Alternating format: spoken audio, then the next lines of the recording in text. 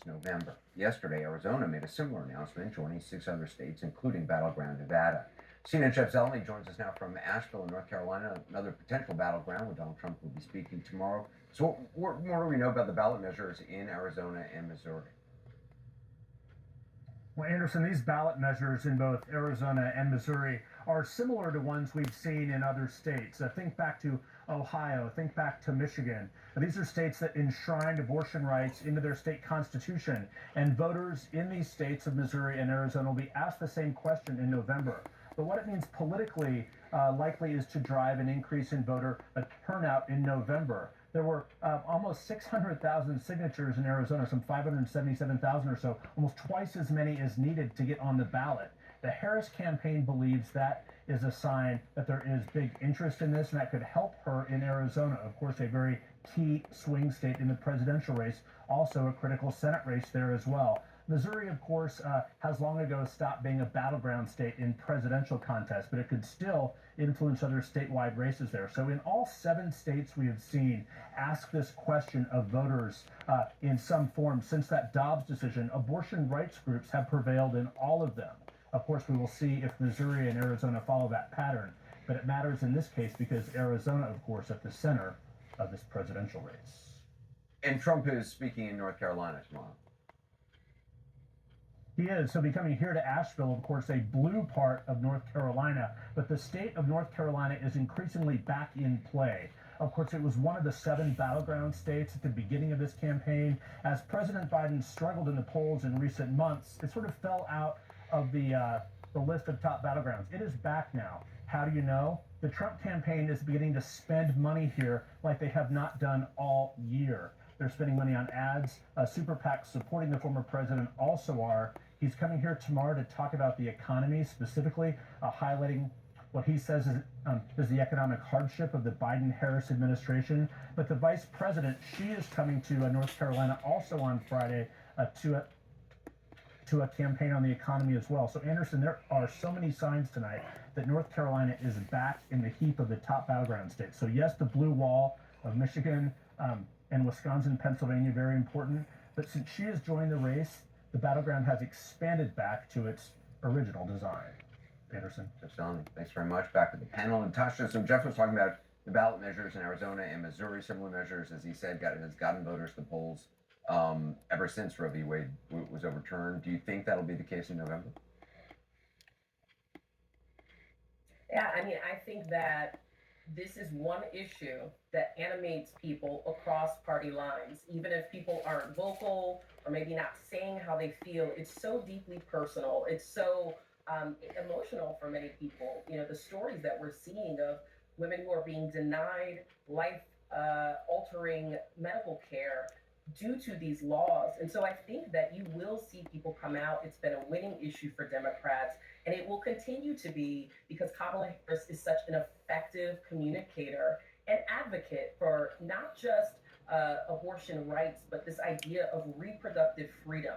As Tim Walz says, you know, staying out of people's business, letting them live their lives. I think that message is resonating, and it will trickle down when you talk about abortion.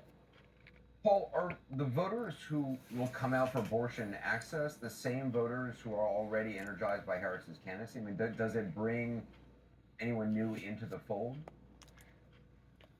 I think it does. I think Natasha's right, particularly younger voters, where Democrats, before Kamala Harris became the nominee, were really, really doing poorly. It animate young voters, lower propensity young voters, definitely.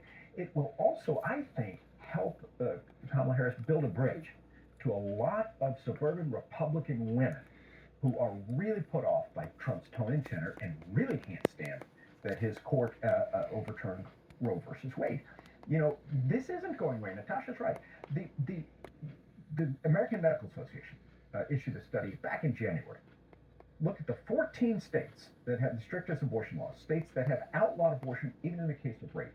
And they found 65,000 women in those states who had become pregnant by rape.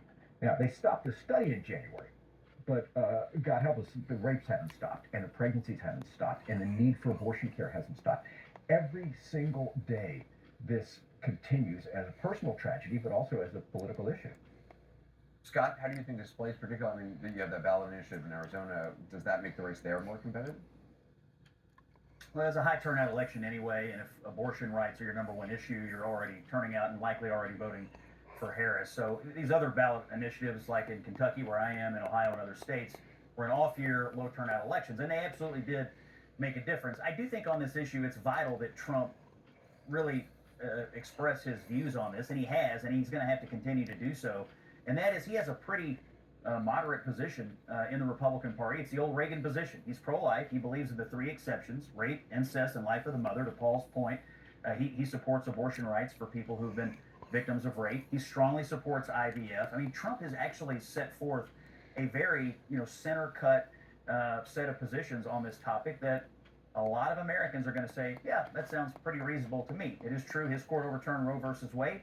They didn't do anything except return it to our political process and let states make decisions about local policy. But for Trump's own personal position, he's not an extremist on this. He's kind of moderate, and I think he ought to make that case that he is. Natasha, do you think voters will believe that the former president is a moderate on abortion and won't do anything else once in office if he gets elected?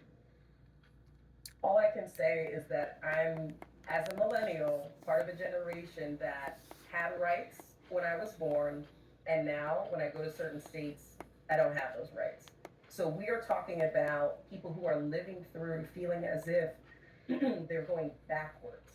And that is not progress for many Americans. So I actually don't think he can downplay it. I think he's been very clear that he's proud to have played a part in Roe v. Wade being overturned. And so once you take that credit, you have to take the blowback that comes with that. And let's be clear, Project 2025 and similar groups are going after medicine abortion, right? Most abortion takes place via medicine. They want to attack that, right? They want to attack what many people rely on, what many people are actually in support of. So public opinion is not in favor of where Donald Trump stands and where his party stands. And I think we're going to see in November that people will come out for this issue. Paul, what does it say to you that, in North Carolina, you have an ad buy by the Trump campaign, and now the former president is going to be there tomorrow? What a difference 3 weeks makes. I mean, when the Republicans were having their convention, serious people were talking about Trump winning Minnesota. Hadn't gone Republican in 50 years in the presidential election. They were talking about Trump winning New York, New Jersey being a swing state. Okay, that was catastrophic. Now, we're right back to Michigan, Wisconsin, Pennsylvania in that blue wall, Arizona, Nevada, and Georgia in the South, and now North Carolina again, which Barack Obama did carry. It's not too much of a reach for Democrats. But the thing that's been fundamental is 75% of the country think we're moving in the wrong direction. So Genius Me thinks change would be a very good message. Well, Democrats couldn't run on change when they had Joe Biden, and frankly, Republicans can't run on change when they had Donald Trump. So I've never seen anything like it. Neither party was running on the obvious message. Democrats are now running on change, and they're going to have a convention all about the future versus the past, and that's right where I think North Carolina is.